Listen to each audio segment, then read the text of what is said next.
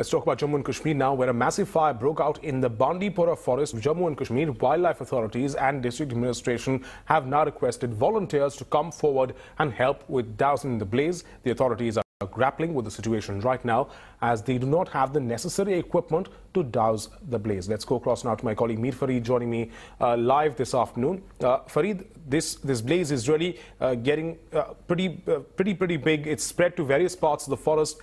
Have the authorities been able to at least restrict the fire, or is it still raging as we speak?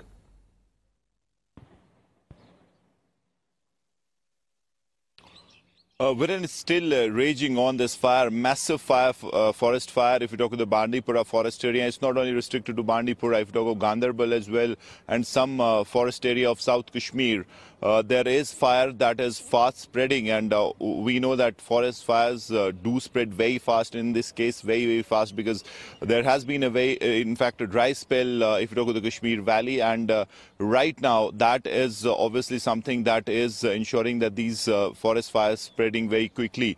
But obviously the authorities have been caught napping in this case as well. They do not have the preparedness. They did not have the preparedness. And to add to that, they do not have the necessary wherewithal, be it machinery, equipment that is needed for forest fires. Now, I saw a visual where these people, the forest department officials, or even you talk wildlife authorities, district administration, they're going in to douse the fire with bare hands, or they have shovels, sticks. So that is not something that you need to douse a fire, and that is not going to help you. So that really exposes their preparedness.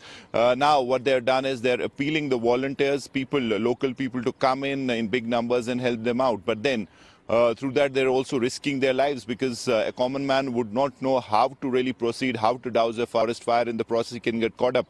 So this is really a sad state of affairs. Once again, the government has been exposed. I tried to call the minister, but again, he was under our call. We've been told that he's busy.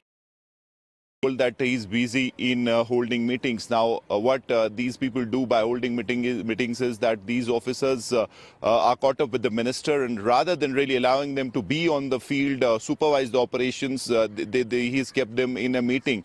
So that really tells you about the seriousness with which they're dealing with the situation. But this is alarming, because this has very badly affected the flora and fauna of that particular area. Green gold, it's getting burned down, and now while they're trying to grapple with the situation. But again, as I said, no preparedness, and they do not have the wherewithal, the equipment, the necessary equipment and other machinery to really deal with such a situation. Well, absolutely, it's a very difficult time, of course, for those officers who clearly don't have the equipment required to deal with this blaze. Thanks, Fareed, for bringing us that update for our viewers across the